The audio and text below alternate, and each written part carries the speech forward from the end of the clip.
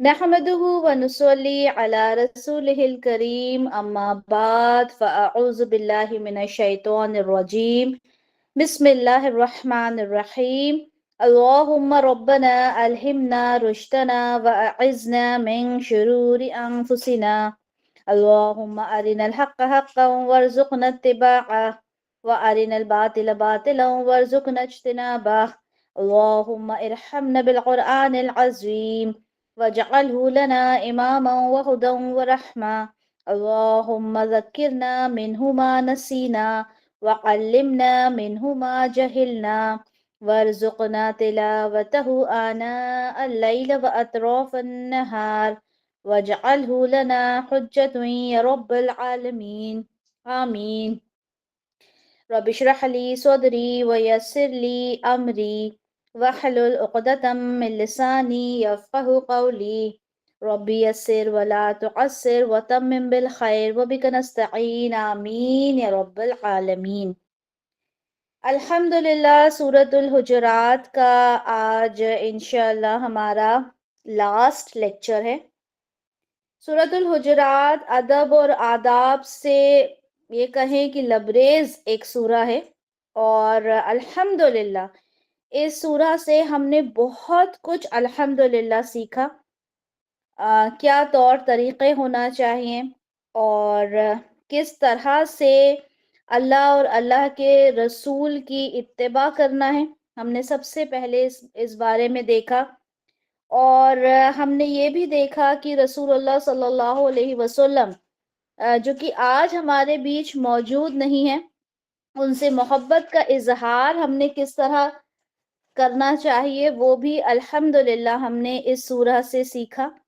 اور ایک بہت امپورٹنٹ بات ہم نے سورہ سے یہ سیکھی کہ محبت میں غلو نہیں کرنا، محبت اس حد تک کرنا ہے جس حد تک صحابہ نے کی تھی، اس سے زیادہ نہیں کرنا، ٹھیک ہے؟ نہیں تو وہ کیا ہوتا ہے، شرک میں چلا جاتا ہے۔ ہم نے بہت اطمینان سے اور بلکہ شاید 2 سے 3 لیکچر ہم نے اس پر لگائے تھے، اور بہت اچھے سے ہم نے اس چیز کو الحمدللہ سنا تھا، سمجھا تھا، ٹھیک ہے؟ اس میں ہم نے بہت ساری جو برائیاں سوسائٹی میں یا بلکہ کہیں ہم میں جو برائیاں ہیں اس کے بارے میں ہم نے دیکھا، اور امید کرتی ہوں کہ ان برائیوں کو خود سے ہم نے کافی حد تک دور کر لیا ہوگا، اور جو برائیاں ہم میں رہ گئی ہیں، ٹھیک ہے، انشاءاللہ ان کو بھی اپنی زندگی سے ہم ضرور دور کریں گے۔ ہم نے اس میں یہ دیکھا تھا کہ اگر کوئی فاسق شخص آپ کے پاس خبر لے کر آئے تو اس کے بارے میں ضرور تحقیق کر لینا چاہیے، ٹھیک ہے، جو کہ ہماری ایک بہت بڑی برائی ہوتی ہے کہ کسی نے کوئی بات کی اور ہم نے اسے فوراً مان لیا۔ اس کے علاوہ ہم نے یہاں یہ دیکھا تھا، ایک بہت امپورٹنٹ چیز اس سورہ میں ہم نے یہ بھی دیکھی تھی کہ اگر 2 لوگوں کے درمیان جھگڑا ہو جائے، ٹھیک ہے، کوئی بات بگڑ جائے 2 لوگوں کے درمیان، تو ان کے درمیان صلح کروانا، یہ بھی اللہ تعالیٰ نے حکم دیا ہے مومن کو، ٹھیک ہے، یہ ہمارا فرض بنتا ہے۔ اگر ہم دیکھیں ہمارے خاندان میں، ہمارے دوستوں میں، ہمارے رشتہ داروں میں، اگر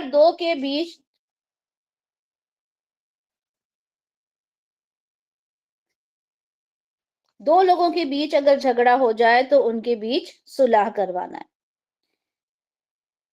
پھر ہم نے یہ بھی دیکھا کہ تمام مومن آپس میں بھائی بھائی ہیں، اور کسی کا مذاق نہیں اڑانا، ٹھیک ہے، کسی پر عیب نہیں لگانا، کسی کو برے لقب سے نہیں پکارنا، یہ تمام چیزیں ہم نے اس سورہ میں پڑھی۔ ہم نے یہ بھی دیکھا کہ بدگمانی سے بچنا ہے، ٹھیک ہے، غیبت نہیں کرنا۔ غیبت کرنا تو اتنا بڑا گناہ ہے جیسے اپنے مردہ بھائی کا گوشت کھانا۔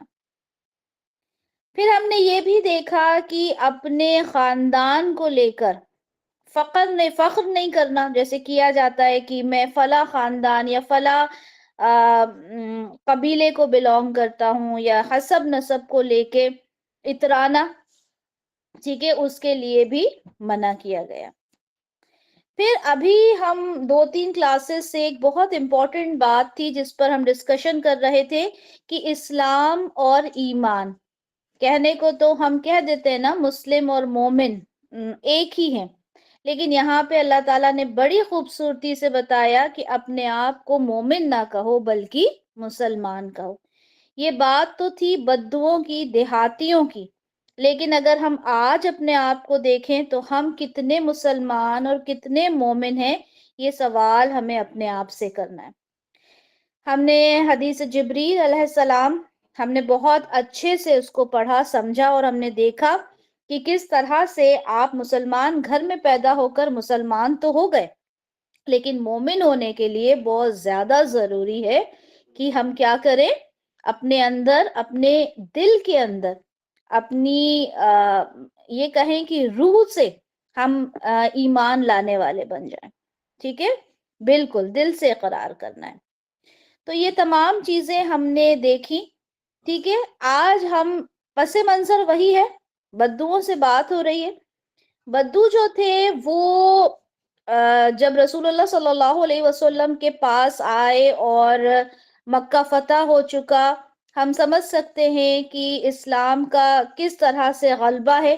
ٹھیک ہے، ہر طرف مسلمان موجود ہیں، صحابہ ہیں، ٹھیک ہے، اور جو اسلام قبول نہیں کر رہے تھے ان کا کیا حال تھا وہ بھی ہم امیجن کر سکتے ہیں۔ اس وقت، اس زمانے میں جب بدو آئے اور انہوں نے دیکھا کہ اسلام کا غلبہ ہے، تو وہ ہے نا کہ فوج در فوج اسلام میں داخل ہونے لگے، اور وہ رسول اللہ صلی اللہ علیہ وسلم کو احسان جتاتے تھے کہ دیکھیں ہم مسلمان ہو گئے، ٹھیک ہے، ہم ایمان لے کر آ گئے، جس پر اللہ نے کہا کہ تم ایمان نہیں لے کر آئے ہو۔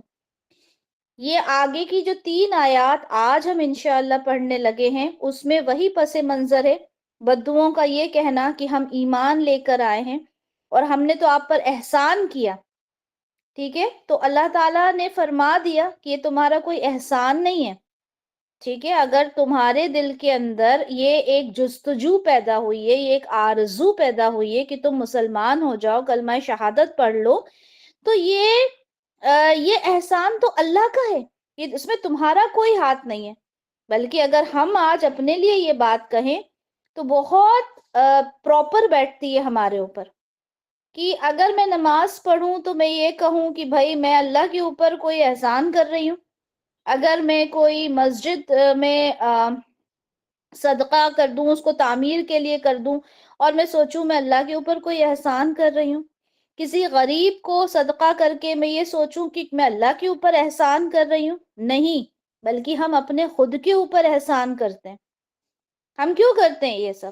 آخرت میں ایک بہتر ہمارا انجام ہو، اس وجہ سے کرتے ہیں۔ ہم بڑے یہ کہیں کہ کیلکولیٹو مائنڈ کے لوگ ہیں، ہم سارے کیلکولیشنز کر کے ہم یہ کام کرتے ہیں، ہم بے وجہ کوئی کرتے ہی نہیں ہے کام، ہمیں معلوم ہے کہ اس کا فائدہ ہمیں کیا ملے گا، ہے نا؟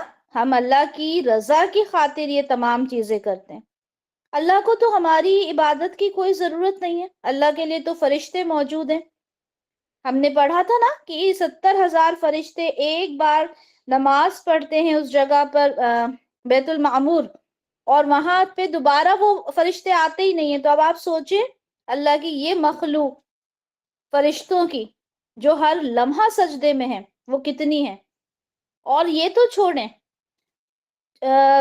پرندے، پہاڑ، جی بالکل عظما، ہم ایسے ہی سمجھتے ہیں، لیکن اب آپ یہ سوچیں پہاڑ، پرندے، ہر ایک چیز اللہ کی تسبیح میں لگی ہے، ہر ایک چیز اللہ کے سجدے میں لگی ہے۔ داؤد علیہ السلام کا جب ہم پڑھتے ہیں تب ہم دیکھتے ہیں نا کہ داؤد علیہ السلام کے ساتھ وہ اتنی خوبصورت تلاوت کیا کرتے تھے کہ پہاڑ اور پرندے اور جانور بھی ان کے ساتھ اللہ کی تسبیح کرتے تھے۔ وہ آج بھی کرتے ہیں تسبیح، تو پہاڑ اور پرندے اور جانور سب آج بھی تسبیح کرتے ہیں، ہمیں سنائی نہیں دیتا۔ اچھا، ہم کب تسبیح کرتے ہیں؟ جب ہمیں کوئی اللہ سے کام ہوتا ہے۔ ہم کتنے خود غرض ہیں، ہمیں جب اللہ سے کوئی کام ہوتا ہے ہماری عبادات کا رنگ ڈھنگ بدل جاتا ہے، ہمارے سجدوں کا طریقہ بدل جاتا ہے۔ تو اللہ کو تو ضرورت نہیں ہے نا, ضرورت تو مجھے ہے, ضرورت تو آپ کو ہے. ہم کس طرح سے اپنی زندگی کو ایک ایک اپنے ہی طریقے سے گزار رہے ہیں, لیکن جیسے ہی ہمارے اوپر کوئی مشکل آتی ہے ہم سجدوں میں گر جاتے ہیں. مطلب یہ کہیں کہ ہماری عبادات کتنی خود غرض ہے. ہم سب کے بارے میں بات ہو رہی ہے, میرے اپنے خود کے بارے میں بات ہو رہی ہے, آپ کے بارے میں بات ہو رہی ہے. ہماری عبادات خود غرض ہیں, یہی بات ہے نا. تو انشاءاللہ انہی چیزوں کو آگے ہم لے کے چلتے ہیں, اور آج انشاءاللہ ہمارا لاسٹ لیکچر ہوگا سورۃ الحجرات کا. اور میری کوشش ہوگی کہ میں ایموشنل نہ ہوں, کیونکہ جب سورہ اپنے اختتام پہ پہنچتی ہے تو مجھے بڑا ایسا لگتا ہے کہ کوئی چیز پیچھے چھوٹ رہی ہے. لیکن انشاءاللہ یہ آغاز ہے ہمارے لیے دورہ قرآن کا. انشاءاللہ اگلے ویک سے ہمارا دورہ قرآن شروع ہونے والا ہے, ٹھیک ہے. تو خوشی خوشی انشاءاللہ اس سورہ کو اینڈ کریں گے انشاءاللہ. تو آپ لوگوں کے ساتھ اسکرین شیئر کرتے ہیں انشاءاللہ. اوکے جی. چلے یہاں آیت نمبر 16 ہم نے شروع کرنی ہے. بسم اللہ الرحمن الرحیم. قل, اب جب بھی قل آتا ہے, اب آپ لوگ الحمدللہ بہت سمجھدار ہو گئے. سب کو معلوم ہے جب بھی قل آتا ہے یعنی اللہ تعالی رسول اللہ صلی اللہ علیہ وسلم سے کہہ رہے ہیں کہ آپ کہہ دیجئے. ٹھیک ہے, کن سے کہہ دیجئے؟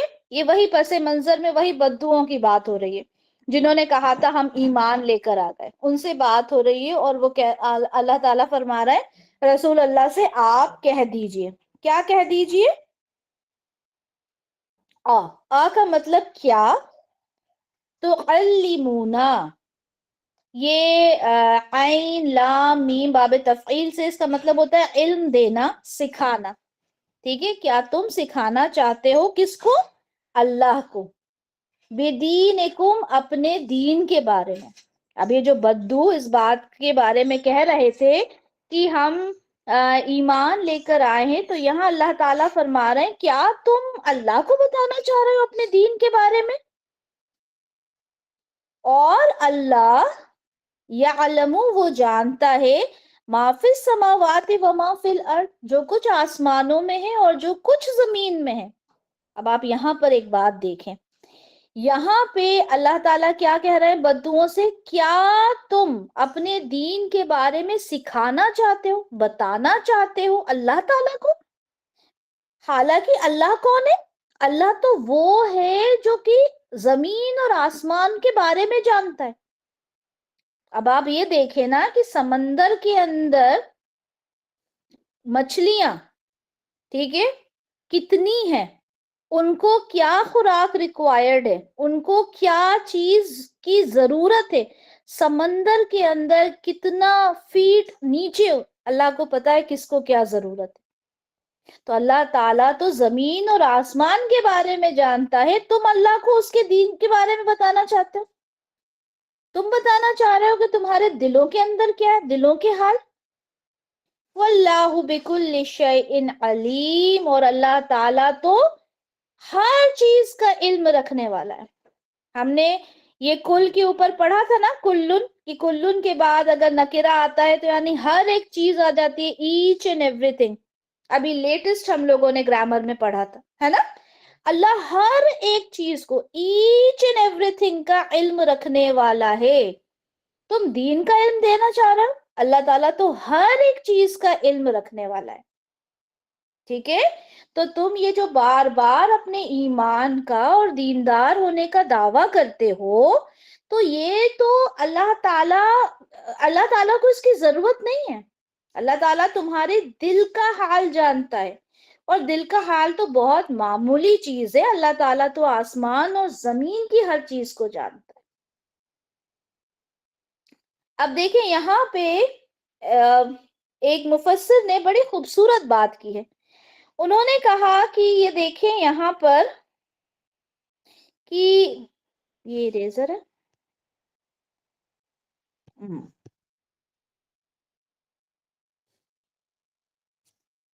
جی یہاں پر انہوں نے کہا کہ دیکھیں اللہ تعالیٰ اپنی بات کو بتانے کے لیے ان کا انداز اللہ کا ایسا ہے کہ بار بار اللہ کا نام یہاں پر آیا. کیا تم سکھانا چاہتے ہو اللہ کو؟ اللہ جانتا ہے جو کچھ زمین اور آسمان میں ہے. اللہ تعالیٰ ہر چیز کا علم رکھنے والا ہے.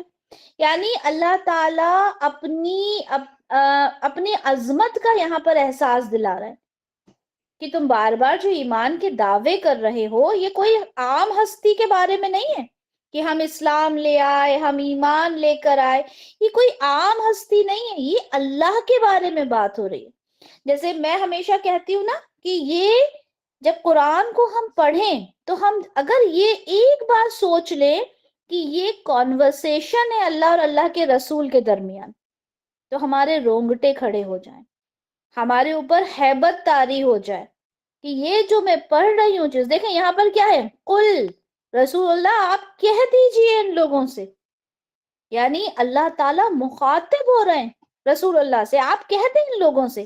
اب آپ سوچیں کہ اللہ تعالیٰ، اللہ وہ عظیم ہستی ہے جس کے بارے میں ہم سمجھ ہی نہیں سکتے. مطلب جتنا ہم اس کے بارے میں سمجھنا اور سوچنا چاہیں اس سے کہیں زیادہ بڑھ کر اللہ ہے. تو اللہ تعالیٰ کے بارے میں یہاں بات ہو رہی ہے. اللہ تعالیٰ فرما رہے ہیں کہ دیکھو تم اپنے دین کے بارے میں مجھے نہ بتاؤ، اور یہ بات ہمیشہ ہمیں اپنے بارے میں لے کے چلنا ہے. ہر ایک آیت کو اس میں یہ تلاش کرنا ہے کہ اس میں میرے لیے کیا حکم ہے. یہاں کیا ہے میرے لیے حکم کہ میں جب کوئی کام کرتی ہوں تو میں جتلاتی ہوں. میں کسی کو صدقہ خیرات کر رہی ہوں تو میں جتلا رہی ہوں. ٹھیک ہے، میں کسی کے لیے کوئی کام کر رہی ہوں تو میں جتلا رہی ہوں. جبکہ اللہ تعالیٰ کہتے ہیں تم اپنے دین کے بارے میں مجھے کیا سکھاتے ہو؟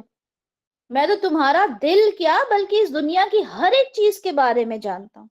میں تو وہ ہوں جو سب کچھ سب کے بارے میں جانتا ہوں. علیم، وہی یہاں پہ مبالغہ آ گیا نا.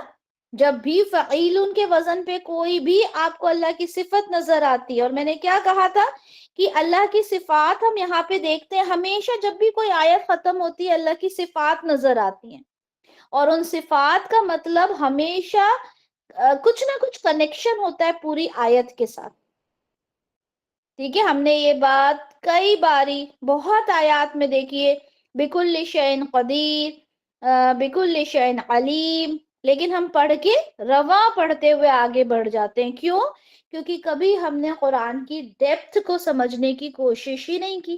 ہم نے سمجھا ہی نہیں کہ اللہ تعالیٰ نے اپنی کس صفت کا یہاں پر ذکر کیا ہے اور کیا اس کا ریزن ہے. اب دیکھیں یہاں پہ سارے علم کی بات ہو رہی تھی تو اللہ تعالیٰ نے بتایا کہ میں تو علیم ہوں، میں ہر چیز کا علم رکھنے والا ہوں.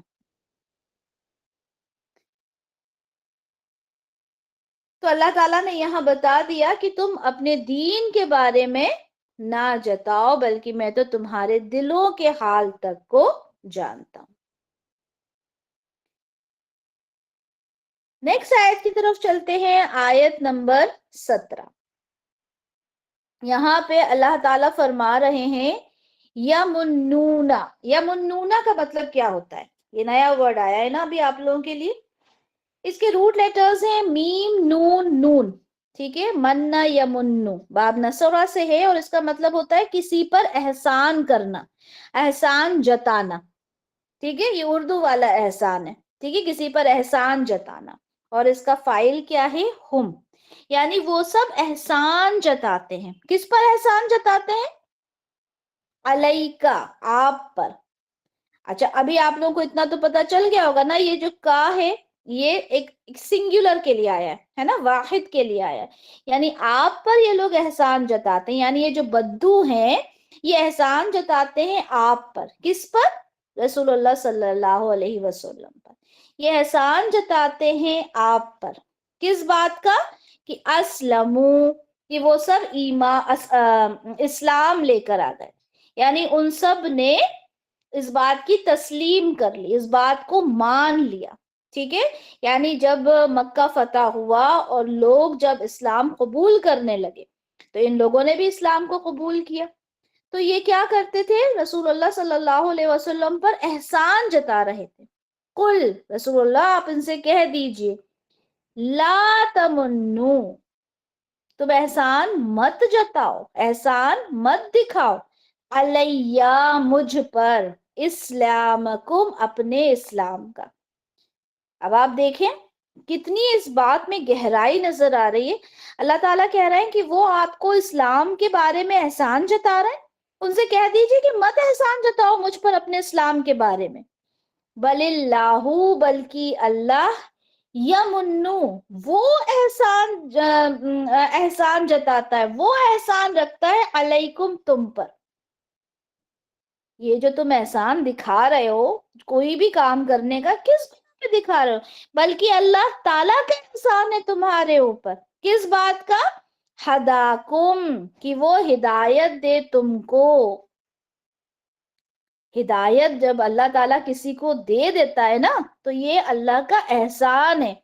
अगर अल्लाह ने मुझे हिदायत दी, अल्लाह ने आपको हिदायत दी, अगर हम इस काम से लगे हैं, हम इस कुरान को समझ रहे हैं, इसमें मेरा कोई हाथ नहीं है, इसमें आपका कोई हाथ नहीं है कि अल्लाह ताला ने हमें ये प्लेटफॉर्म दिया, हम इस प्लेटफॉर्म पे मौजूद हैं, इस कुरान को समझ रहे हैं, इस कुरान के एक एक लफ्ज को समझने की एक अदना सी कोशिश कर रहे हैं, इसमें मेरा कोई हाथ नहीं है, इसमें आपका कोई हाथ नहीं है, बल्कि ये हिदायत है अल्लाह की तरफ से।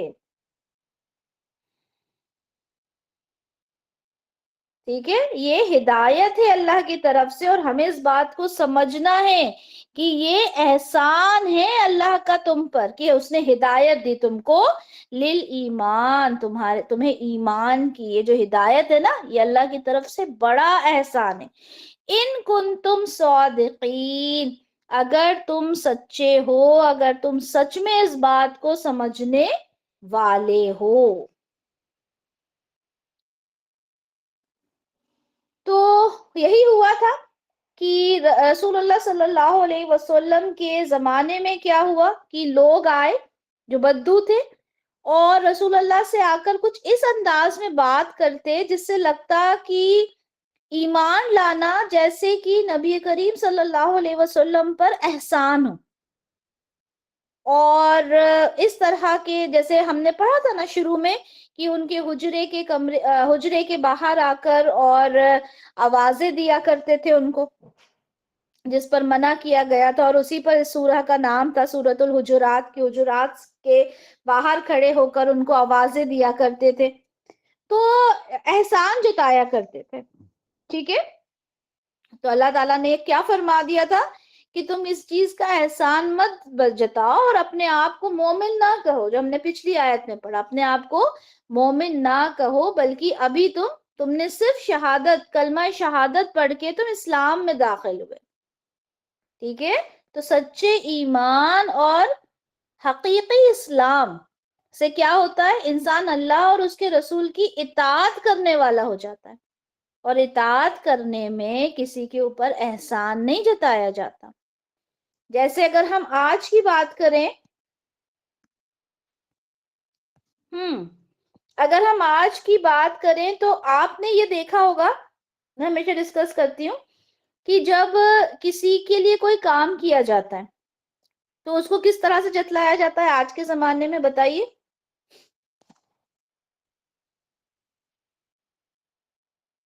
आज हम किसी चीज के लिए जब जतलाते हैं तो क्या करते हैं, हम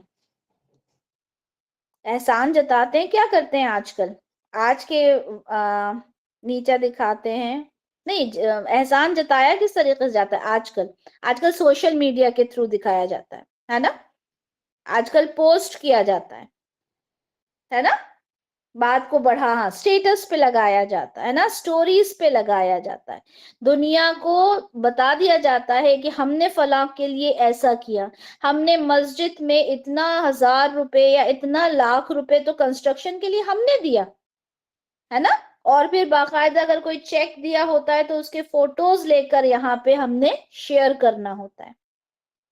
ठीक है, और अगर आप अल्लाह के किसी काम से निकले हैं, ठीक है, अल्लाह के काम से अगर आपने कुछ वक्त निकाला है तो हम क्या करते हैं, हम बड़े उससे लोगों को जताते हैं। ठीक है, हम लोगों को क्या जताते हैं, ہم جیسے کلاس ہی لے رہے ہیں تو ہم سب کو احسان جتاتے ہیں، ہم سب کو وہ چیزیں بتاتے ہیں، ارے بھائی ہم تو تفسیر پڑھ رہے ہیں، ہے نا؟ اور کئی باری تو ہم اس لیے سیکھتے ہیں تاکہ ہم لوگوں کو اپنا ایک امپریشن جتا سکیں، ہوتا ہے نا کہ ایک امپریشن پڑ سکے کہ بھائی میں تو فلاں چیز جانتی ہوں. بہت سارے لوگ ایسے ہوتے ہیں کہ کوئی چیز کرتے ہیں، جی ہم یہ چیز کام کر رہے ہیں تو ہم تاکہ لوگوں پر امپریشن جما سکیں اس چیز کا، ٹھیک ہے؟ تو اس پر احسان نہیں جتلانا. اور اچھا یہ بتائیں، اگر میں کوئی اچھا کام کر رہی ہوں یا آپ کوئی اچھا کام کر رہے ہیں تو مجھے یہ بتائیں، جی حج اور عمرہ کے بالکل سیلفیز لیے جاتے ہیں اور پھر وہ سٹیٹس پہ لگائے جاتے ہیں، ٹھیک ہے؟ پھر لوگوں کے اس پہ میسیجز آتے ہیں، ہے نا، کہ ارے آپ عمرہ کرنے گئے، آپ حج کرنے گئے، تاکہ تمام لوگوں کو اس کے بارے میں پتا چل جائے. تو اللہ تعالیٰ کہتے ہیں، اللہ تعالیٰ کہہ رہے ہیں کہ ان کو اس احسان کے بارے میں مت بتاؤ، ٹھیک ہے؟ کیونکہ جو بھی کوئی کام کرتا ہے اس کا ثواب اس کو ہی ملتا ہے. جیسے یہاں دیکھیں اللہ تعالیٰ کیا فرما رہا ہے، جس کسی نے اچھا کام کیا تو اس نے اپنے ہی بھلے کے لیے کیا، اور جس کسی نے برا کام کیا تو اس کا وبال بھی اس پر ہی ہوگا، پھر تم اپنے رب کی طرف لوٹا دیے جاؤ گے. اللہ تعالیٰ نے یہاں پر بالکل صاف الفاظ میں کہہ دیا کہ اگر کوئی اچھا کام کرتے ہو تو اپنے لیے ہی تو کرتے ہو، اور برا کام کوئی کرتا ہے تو اس کا وبال بھی اسی کے اوپر ہوگا. At the end of the day کیا ہونا ہے؟ ہر کسی کو اپنے رب کی طرف ہی لوٹ کر جانا ہے. میرے اچھے کاموں کا صلہ بھی مجھ کو ہی ملے گا اور میرے برے کام کا صلہ بھی مجھ کو ہی ملے گا، ٹھیک ہے؟ اور اللہ تعالیٰ کیا ہے؟ ہدایت دیتا ہے، اور اللہ کی ہدایت جس کو مل گئی وہ تو اللہ کا احسان ہو گیا اس کے اوپر، ٹھیک ہے؟ تو اللہ تعالیٰ کے اوپر احسان نہ جتاؤ. اللہ تعالیٰ کیا فرماتے ہیں؟ اچھا بلکہ اللہ نے تو رسول اللہ صلی اللہ علیہ وسلم سے بھی کہہ دیا کیا کہ اے نبی آپ ہدایت نہیں دے سکتے جس کو آپ چاہیں، بلکہ اللہ ہدایت دیتا ہے جس کو چاہتا ہے، اور وہ خوب جانتا ہے ہدایت پانے والوں کو. اس آیت کو جو آپ لوگوں کو اسکرین پہ نظر آ رہی ہے ذرا اس کو اچھے سے دوبارہ پڑھیں. اللہ تعالیٰ نبی کریم صلی اللہ علیہ وسلم سے فرما رہے ہیں آپ ہدایت نہیں دے سکتے جس کو آپ چاہیں، بلکہ اللہ ہدایت دیتا ہے من یشاء جس کو وہ چاہے. یہاں پر میرا آپ لوگوں سے سوال، آپ لوگوں نے کئی باری یہ سوال کبھی کسی ٹیچر سے، کبھی ہم لوگوں میں سے کسی سے، کبھی کسی استاد سے ہمیشہ کیا ہوگا کہ ہمارے گھر میں کسی کا شوہر، کسی کا بیٹا، کسی کا باپ، کسی کی ماں، کسی کی بھابھی، کسی کی چچی ایسا ہوتا ہے کہ وہ ہم انہیں بہت سمجھاتے ہیں پر وہ سمجھتے ہی نہیں ہیں ہم کیا کریں، ہے نا؟ ایسے کوسچنز بھی آپ لوگ ایسے گروپس میں دیکھتے ہیں، یہ سوال ہوتا ہے. تو اب یہ بتائیں مجھے کہ اس آیت میں اللہ تعالیٰ کیا فرما رہے ہیں؟ اے نبی کریم صلی اللہ علیہ وسلم سے کہہ رہے ہیں کہ نبی صلی اللہ علیہ وسلم آپ ہدایت نہیں دے سکتے جس کو آپ چاہیں، ہدایت اللہ تعالیٰ دیتا ہے جس کو چاہتا ہے. اب یہ تو کس سے بات کی جا رہی ہے؟ ہم تو کیا ہیں؟ ہم تو بہت ادنا سی چیز ہے. یہ رسول اللہ سے کہا جا رہا ہے کہ آپ ہدایت نہیں دے سکتے جس کو آپ چاہیں، ٹھیک ہے؟ بالکل سائرہ دعا کر سکتے ہیں.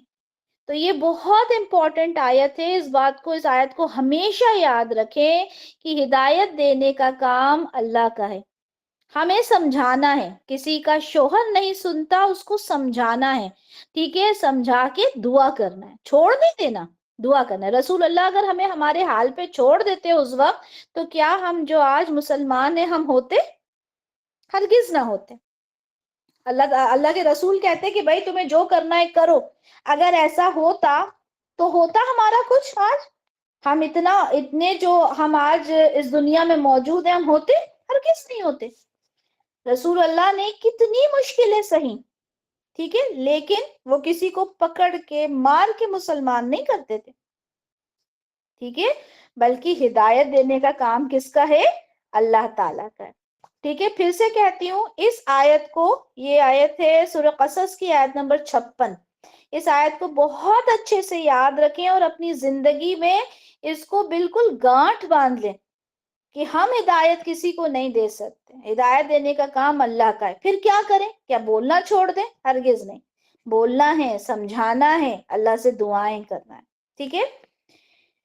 ایک اور آیت دیکھتے ہیں، یہاں پہ بھی نبی کریم صلی اللہ علیہ وسلم سے مخاطب ہے اللہ تعالیٰ، فرما رہے ہیں کہ یہ نبی اگر آپ کو بہت خواہش ہے ان کی ہدایت کی تو یقیناً اللہ ہدایت نہیں دیتا اسے جس کو وہ گمراہ کر دیتا ہے، اور ان کے لیے نہیں ہوگا کوئی مددگار۔ اب یہ ان لوگوں کے لیے کہا جا رہا ہے جن کے بہت زیادہ رسول اللہ خواہش مند تھے، کیونکہ قریش تھے نا، ان کے رشتہ دار، ان کے اپنے، اور رسول اللہ کو انجام پتا تھا کہ جو اللہ کی بات نہیں مانے گا اس کا انجام آخرت میں کیا ہے؟ جہنم۔ تو یہاں پہ اللہ تعالیٰ کیا کہہ رہے ہیں کہ اگر آپ کو خواہش بھی ہو نا ان کی ہدایت کی تو اللہ تعالیٰ جس کو چاہتا ہے اس کو ہدایت دیتا ہے، اور جس کو گمراہ کر دیتا ہے اس کے لیے کوئی مددگار نہیں ہوتا۔ یہاں پہ یہ سوال بہت ہوتا ہے کہ جب اللہ نے ڈیسائیڈ آلریڈی کر ہی لیا کہ اللہ نے گمراہ کرنا ہے تو پھر کیسے ہدایت ملے گی؟ ہوتا ہے نا یہ سوال آپ لوگوں سے بھی، اگر آپ لوگ کسی کو یہ بات بتائیں تو آپ سے سب سے پہلا سوال لوگ یہی کریں گے کہ اب دیکھیں اللہ نے تو ڈیسائیڈ کر ہی لیا تو ابھی کیا ہوگا؟ تو دیکھیں اللہ جو وہ والی حدیث ہے نا وہ ان کو سنا دیا کریں کہ جب آپ چل کے جاتے ہو تو اللہ کیسے آتا ہے؟ جب آپ چل کے اللہ کی طرف جاتے ہو اللہ کیسے آتا ہے؟ دوڑ کر۔ جب آپ ایک ہاتھ اللہ کی طرف کرتے ہو تو اللہ تعالیٰ کتنے ہاتھ کرتے ہیں آپ کی طرف؟ 2 ہاتھ، ہے نا؟ یہ حدیث یاد رکھیں کہ اگر میں اپنا ایک قدم اللہ کی طرف بڑھاؤں گا تو اللہ تعالیٰ میری طرف دوڑتے ہوئے آئیں گے، اگر میں ایک ہاتھ اللہ کی طرف بڑھاؤں گا اللہ تعالیٰ اپنے دونوں ہاتھ میری طرف بڑھائیں گے، میں ہاتھوں کو باندھ کر کھڑی ہو جاؤں، ٹھیک ہے جی۔ دعا سے تقدیر بھی بدلی جاتی ہے، ٹھیک ہے۔ پھر کہا جائے گا تقدیر کیسے بدلی جاتی ہے؟ کیونکہ آپ کی تقدیر میں یہ لکھا تھا کہ آپ دعا کریں گے اور آپ کی تقدیر بدل جائے گی۔ اچھا یہاں ایک چیز اور کہنا چاہتی ہوں کہ تقدیر کے معاملات میں بہت زیادہ سوال نہیں کرنا چاہیے، ٹھیک ہے؟ ایسا کیوں، ایسا کیسے، تو تقدیر میں یہ لکھا ہے تو کیا ہو گیا، کہ کسی نے سوسائڈ کر لیا تو یہ تو اس کی تقدیر میں لکھا تھا۔ آتی ہے نا یہ ساری باتیں ہمارے ذہن میں، یہ شیطان کی طرف سے ہوتی ہیں۔ پھر دھیرے دھیرے انسان یہ سوچنے لگتا ہے کہ اچھا اللہ ہے، کیسا ہے، کیسے بنا، پھر وہ بھی تو کبھی اس کو بھی تو کسی نے بنایا ہوگا معاذ اللہ، پھر انسان وہاں تک پہنچ جاتا ہے، ٹھیک ہے؟ تو ہم نے ان ساری چیزوں کے اوپر زیادہ نہیں سوچنا، ٹھیک ہے؟ کیونکہ یہ غیب کی باتیں، اور ہمارا ایمان کس پر ہے؟ غیب پر اور اچھی اور بری تقدیر پر، یہی تو ایمان ہے نا، ٹھیک ہے؟ میرا مقصد صرف یہ تھا کہ ہم نے یہ سوچنا کہ اللہ تعالیٰ تو ہدایت دیتا ہے جس کو چاہتا ہے، تو ہمیں تو دے ہی نہیں رہا تو ہم کیا کریں؟ نہیں، آپ کوشش کریں، کوشش کرنے کے بعد اگر ہدایت نہیں ملتی، جی بچے پوچھتے ہیں نا، تو بچوں کو یہی بتائیں کہ اللہ تعالیٰ ہمیشہ سے تھا، ہمیشہ ہے، اور بچوں کو یہ عادت بھی ڈالیں کہ بیٹا تقدیر کے جو مسائل ہیں وہ غیب کی باتیں، اس کے اوپر ہم نے سوال نہیں کرنا، ٹھیک ہے؟ یہ چیز سمجھ میں آ گئی سب کو؟ اچھا چلیں یہاں پر ایک اور آیت دیکھ لیتے ہیں۔ اللہ تعالیٰ فرماتے ہیں اور جسے اللہ ہدایت دیتا ہے بس وہی ہدایت یافتہ ہوتا ہے، اور جسے وہ گمراہ کر دے وہ ہرگز نہیں پائیں گے، تو ہرگز نہیں پائیں گے آپ ایسے لوگوں کے لیے کوئی مددگار اس کے سوا۔ یعنی اللہ تعالیٰ نے اگر کسی کو ہدایت نہیں دینی تو آپ کچھ بھی کر لیں وہ ہدایت پر آئے گا ہی نہیں، ٹھیک ہے؟ اور ہم انہیں جمع کریں گے قیامت کے دن ان کے منہوں کے بل چلاتے ہوئے، اندھے گونگے بہرے، ان کا ٹھکانہ جہنم ہے۔ اب آپ سوچیں ایسا انسان جس کو آپ سمجھا کے تھک گئے لیکن وہ ایک قدم ہی نہیں اٹھاتا، وہ اٹھنے کو تیار ہی نہیں ہوتا، وہ ایسے ہو جاتا ہے جیسے اس کو کچھ سنائی نہیں دے رہا۔ آپ کو اپنے آس پاس ایسے لوگ نظر آتے ہوں گے کہ آپ ان سے کہتے ہوں گے کہ بھائی نماز پڑھ لو، وہ آگے بڑھ جاتے ہوں گے جیسے ان کو سنائی نہیں دیا. آپ ان سے کہتے ہوں گے کہ روزہ رکھو، وہ ایسے آگے بڑھ جاتے ہوں گے جیسے انہیں کچھ سمجھ میں نہیں آیا. ایسے لوگوں کے لیے اللہ نے کیا کہا؟ ایسے آئیں گے جیسے اندھے ہوں، گونگے ہوں، بہرے ہوں. اور میں تو کہتی ہوں دنیا میں بھی جو لوگ سنتے نہیں ہیں نا اس بات کو، تو مجھے تو ابھی بھی ایسا ہی لگتا ہے جیسے وہ اندھے گونگے اور بہرے ہیں، کچھ نہیں سنتے اور رپلائی بھی نہیں کرتے، کیونکہ ان کو یہ بھی لگتا ہے رپلائی کریں تو کیا کریں، اور وہ چپ چاپ نکل جاتے ہیں. ٹھیک ہے، اللہ تعالیٰ فرماتے ہیں ان کا ٹھکانہ جہنم ہے، جب بھی اس کی آگ دھیمی ہونے لگے گی ہم اسے ان کے لیے مزید بھڑکا دیں گے. اب سوچیں، انسان کیا ہے؟ آگ کا ایندھن بنے گا جہنم کی، اور جب وہ دھیمی ہونے لگے گی تو اللہ تعالیٰ اس آگ کو مزید بھڑکا دے گا. اللہ اکبر. لیکن وہی بات کہ جس نے نہیں سمجھنا، ٹھیک ہے، اللہ کی طرف ہاتھ بڑھانا ہی نہیں ہے، اللہ کی طرف قدم بڑھانا ہی نہیں ہے، وہ نہیں سمجھ سکتا. ایک اور آیت دیکھتے ہیں، اللہ تعالیٰ فرماتے ہیں اللہ نے بہترین کلام نازل کیا ہے کتاب کی صورت میں جس کے مضامین باہم مشابہ ہیں اور بار بار دہرائے گئے ہیں. اس کی تلاوت سے ان لوگوں کے رونگٹے کھڑے ہو جاتے ہیں جو اپنے رب سے ڈرتے ہیں.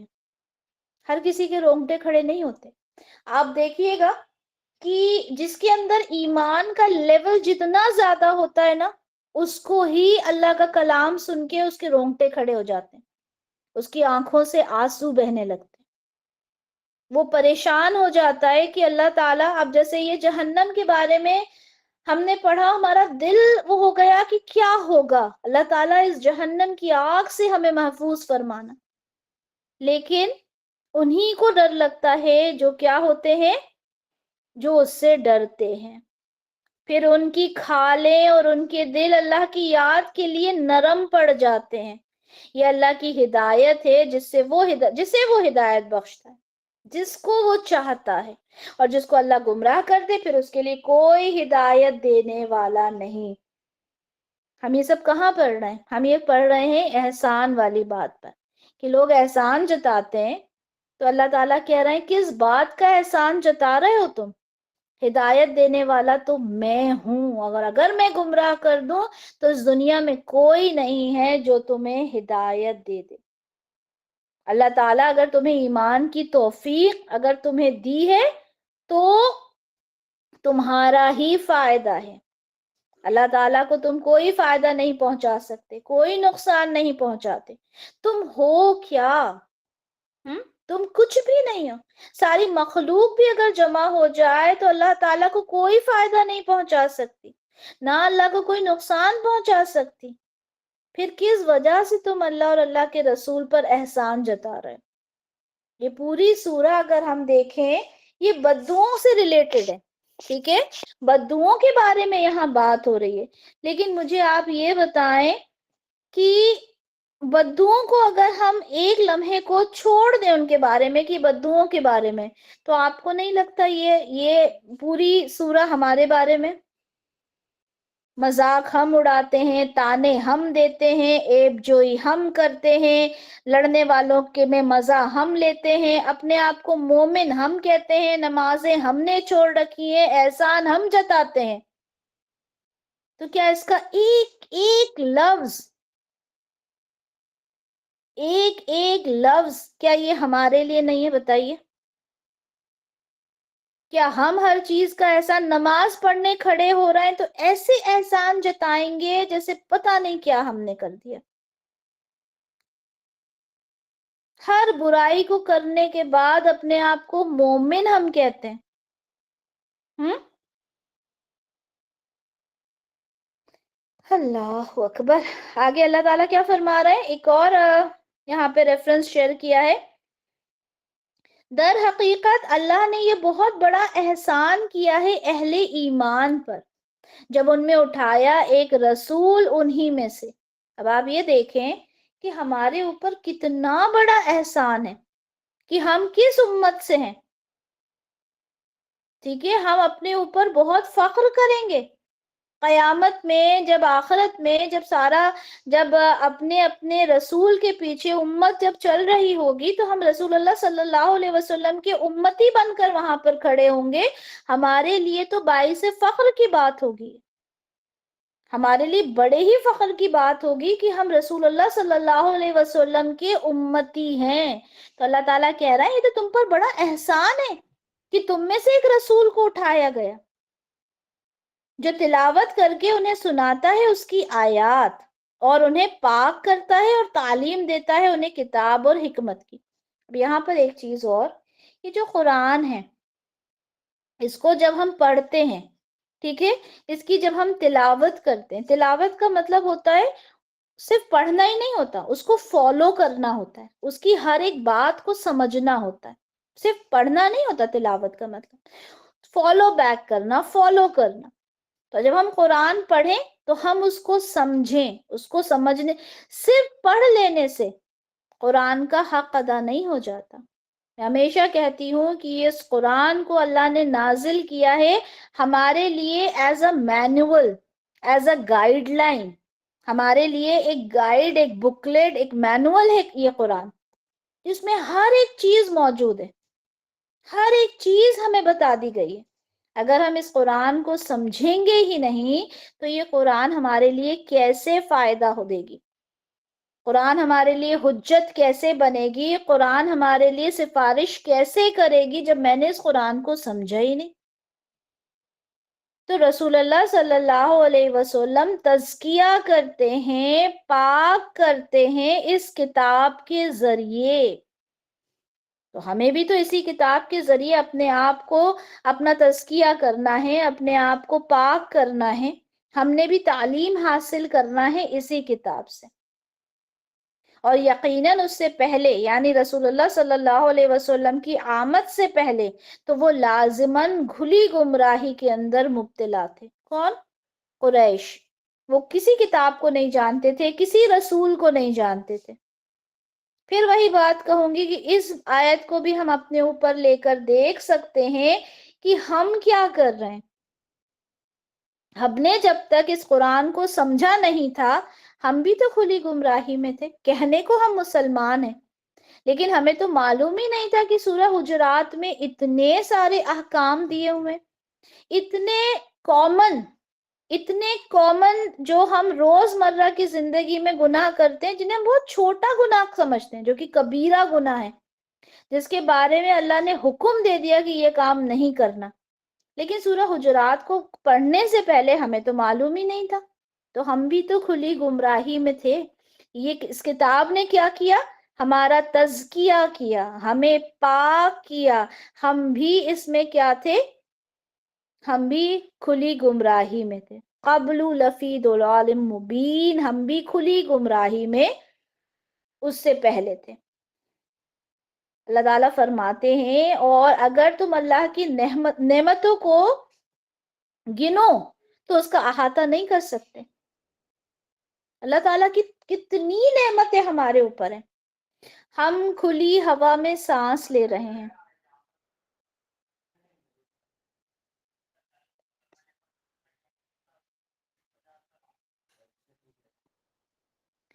تو ہم اللہ کی نعمتوں کا کس طرح سے انہیں گنیں؟ کیا ہم نعمتوں کو گن سکتے ہیں اللہ کی؟ بتائیں. ہمارے سر کے اوپر چھت ہے، کیا یہ کم بات ہے؟ ہم سانس لے رہے ہیں. میں ہمیشہ اگزامپل دیتی ہوں آکسیجن سلنڈر کا. جب کورونا ہوا تھا تو کیا ہوا تھا؟ آکسیجن کے سلنڈرز اویلیبل نہیں تھے، اور جو تھے وہ ہزاروں میں، لاکھوں میں مل رہے تھے. ہو رہا تھا، لوگ مر رہے تھے آکسیجن کی کمی سے، سلنڈرز اویلیبل نہیں تھے. کبھی سوچا کہ ہم یہ آکسیجن مفت میں لے رہے ہیں وداؤٹ اینی کاسٹ؟ ہمارا جو سسٹم ہے پورا، ایک مشینری کا جو سسٹم ہوتا ہے پورا، کس طرح سے ہماری نسیں ہیں، کس طرح سے اس میں خون بہتا ہے. کبھی کسی ہاسپٹل میں جب آپ کا اگر کوئی اپنا ہوتا ہے، کبھی آپ نے آس پاس دیکھا ہے جا کر؟ کبھی گئے آپ لوگ ہاسپٹل اور وہاں دیکھا ہے لوگ تڑپ رہے ہیں، ایسے برے حال میں، ایسے کہ بس وہ نہ جینے میں ہے نہ مرنے میں ہے. اس وقت یہ سوچا کہ اللہ تعالیٰ میں اپنے دونوں پیروں سے کھڑی ہوئی ہوں، میں سانس لے رہی ہوں، میں آنکھوں سے دیکھ سکتی ہوں. کبھی سوچا آنکھیں بند کر کے کہ اللہ تعالیٰ تو نے مجھے 2 آنکھیں دی ہیں جن سے میں دیکھ رہی ہوں. تو اللہ تعالیٰ کی کس کس نعمت کو تم ٹھکراؤ گے، کس کس نعمت کو تم جھٹلاؤ گے، کس کس نعمت کو تم اس کا تذکرہ کرو گے، اس کا شکر ادا کرو گے. جی بالکل. تھوڑے سے بیمار ہوتے ہیں تو ہمیں احساس ہو جاتا ہے، لیکن آپ سوچیں کہ جس کو جو بالکل بستر پر ہوتا ہے اس کی کیا حالت ہوتی ہے. لیکن ہم تو بڑے ناشکر ہیں نا. یہ بددعاؤں کی بات تو ہم چھوڑ دیں، ہم اپنے لیے دیکھیں ہم کتنے ناشکر ہیں. ہم تو ہر لمحہ ناشکری کرتے ہیں.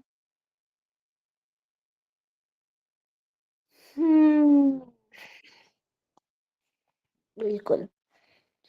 تو اللہ تعالیٰ فرما رہا ہے ان اللہ لغفور الرحیم، اللہ تعالیٰ بہت غفور ہے، بہت رحیم ہے. اللہ کی رحمت کو دیکھو تو صحیح. اللہ تعالیٰ آگے فرماتے ہیں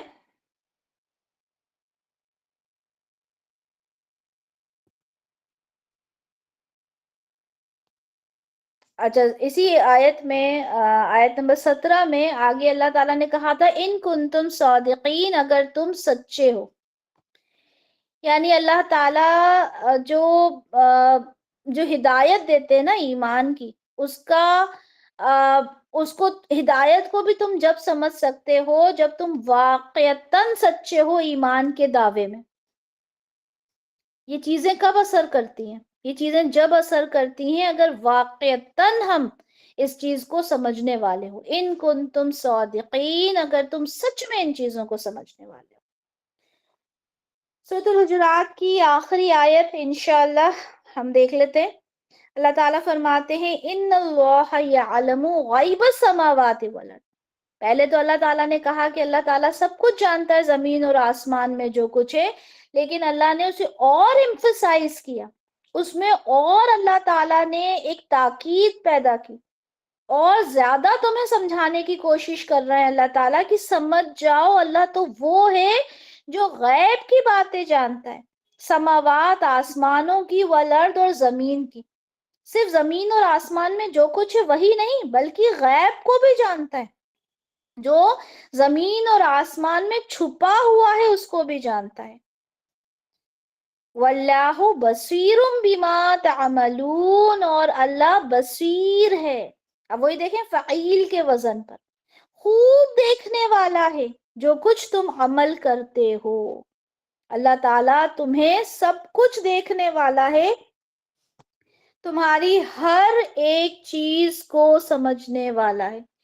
یعنی اب آپ دیکھیں اللہ نے اسی بات کو اور زیادہ ایمفسائز کر کے کہا کہ اللہ صرف زمین اور آسمان کی باتوں کو نہیں جانتا، تمہارے دل کے حال کو نہیں جانتا، بلکہ وہ تو غیب میں چھپی ہوئی باتوں تک کو جانتا ہے. ٹھیک ہے کہ یہ مت سمجھو کہ صرف اوپری اوپری چیزیں جانتا ہے. اللہ تعالیٰ غیب، یہاں پہ غیب کا لفظ لا کے اللہ نے کہہ دیا کہ بہت ساری چیزیں ہیں جو اللہ جانتا ہے، بلکہ ہر ایک چیز ہے جو اللہ جانتا ہے. اللہ پردوں کے پیچھے کے حال بھی جانتا ہے. ٹھیک ہے تو اللہ تعالیٰ سب کچھ جاننے والا ہے. الحمدللہ الحمدللہ الحمدللہ.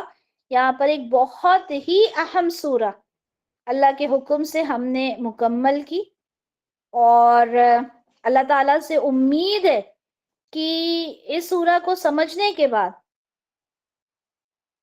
ہم اپنی زندگی میں ضرور بضرور تاکید کے لیے آتا نا قرآن میں بار بار، ضرور بضرور انشاءاللہ اپنی زندگی کے اندر ہم چینجز لے کر آئیں گے. اپنی زندگی کو ہم اس کے مطابق ڈھالنے کی کوشش کریں گے جس طریقے سے اللہ ہمیں چاہتا ہے، جس طرح سے اللہ تعالیٰ نے ہمیں اس دنیا میں بھیجا ہے. ہم اپنی زندگی کو بدلنے کی کوشش کریں گے پوری ایمانداری کے ساتھ. ٹھیک ہے، اور اللہ کا شکر ادا کریں گے کہ اللہ تعالیٰ نے ہمیں یہ موقع دیا کہ ہم نے اس قرآن کو سمجھا، اس قرآن کو اپنی زندگی میں عمل کرنے کی کوشش کی۔ تو اللہ تعالیٰ سے دعا ہے، اللہ تعالیٰ تو رب ہے، تو بخشنے والا، تو رحمان، تو غفور، تو رحیم، یا اللہ اس قرآن کی تلاوت، اس کی سمجھ، تدبر اور اس پر عمل کرنے کی توفیق عنایت ہمیں فرما۔ یا اللہ ہمارے دلوں کی آنکھیں کھول دے، یا اللہ ہم تیرے احکام کو سمجھنے والے بن جائیں۔ یا اللہ ہم نے جو بھی کچھ پڑھا اسے تو قبول فرما، یا اللہ ہم اس پر چلنے والے بن جائیں۔ یا اللہ ہم سے جو بھی کوئی گناہ ہوا ہے، کوئی بھی جانے انجانے ہم سے کوئی غلطی ہو گئی ہو، اللہ تعالیٰ تو بخشنے والا ہے۔ یا اللہ تو غیب کو جاننے والا ہے، اللہ تعالیٰ تو ہمارے دل کے حال جاننے والا ہے، اللہ تعالیٰ تو غفور الرحیم ہے، اللہ تو ہماری خطاؤں کو معاف فرما دے۔ یا اللہ ہمارے اعمال کو قبول فرما لے۔ یا اللہ تو ہمیں نیک عمل کرنے کی توفیق عنایت فرما، اور اللہ تو ہمیں ہدایت کی راہ پر ثابت قدمی عنایت فرما۔ یا اللہ تعالیٰ تو ہی ہدایت دینے والا ہے، ہمارے ہاتھ میں کچھ بھی نہیں ہے، اللہ تعالیٰ تو رحمان ہے۔ یا اللہ تو ہماری آخرت کو سنوار دے، اللہ تعالیٰ تو ہمیں سچا ایمان عطا کر۔ یا اللہ ہمارے دلوں کو قرآن کی روشنی سے منور کر دے، اللہ تعالیٰ۔ یا اللہ ہمیں اپنی رضا کی تلاش اور محبت میں مضبوط کر دے، اللہ تعالیٰ ہمیں کفر سے، ہمیں گمراہی سے محفوظ رکھ، اللہ تعالیٰ۔ یا اللہ تعالیٰ ہمیں جنت الفردوس میں شامل فرما، رب العالمین۔ یا اللہ میری ساری بہنیں جو یہاں موجود ہیں اور وہ تمام بہنیں جو پریشان ہیں، ہمارے مسلم بھائی بہن جو پریشان ہیں، اللہ تعالیٰ ان تمام کی پریشانیوں کو دور کر، اللہ تعالیٰ۔ یا اللہ جتنے ہاتھ دعاؤں کے لیے اٹھے ہیں، اللہ تعالیٰ ان تمام کی دعاؤں کو قبول فرما۔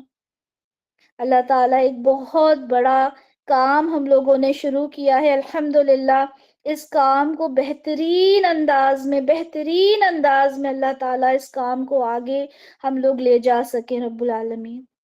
یا اللہ تعالیٰ ایک چھوٹی سی اکیڈمی النساء ہم لوگوں نے شروع کی، اللہ تعالیٰ اس میں ہم جو بھی کچھ پڑھتے ہیں، اللہ تعالیٰ اس میں برکت عنایت فرما، رب العالمین۔ اور ہم جو بھی کچھ پڑھتے ہیں، اللہ تعالیٰ اسے عمل میں لانے کی توفیق عنایت فرما، یا رب العالمین۔ تو رحیم، تو کریم، تو رب العالمین ہے۔ اللہ تو جانتا ہے کہ ہمارے دلوں کے اندر کون سی حاجتیں ہیں، اللہ تعالیٰ تو سب کی حاجت کو جانتا ہے۔ کسی کو نوکری کی پریشانی، کسی کو اولاد کی پریشانی، ہر انسان کی اپنی ایک کوئی پریشانی ہے، اللہ تعالیٰ تو سب کی پریشانیوں کو دور فرما، اللہ تعالیٰ تو سب کی پریشانیوں کو دور فرما، اللہ تعالیٰ، اور ہمیں ثابت قدمی عنایت فرما، رب العالمین۔ بارک اللہ لی ولکم فی القرآن الکریم ونفعنی وإیاکم بما فیہ من الآیات والذکر الحکیم۔ سبحانک اللہم وبحمدک، اشہد ان لا الہ الا انت، استغفرک واتوب الیک۔ سبحان ربک رب العزت عما یصفون، وسلام علی المرسلین، والحمد للہ رب العالمین۔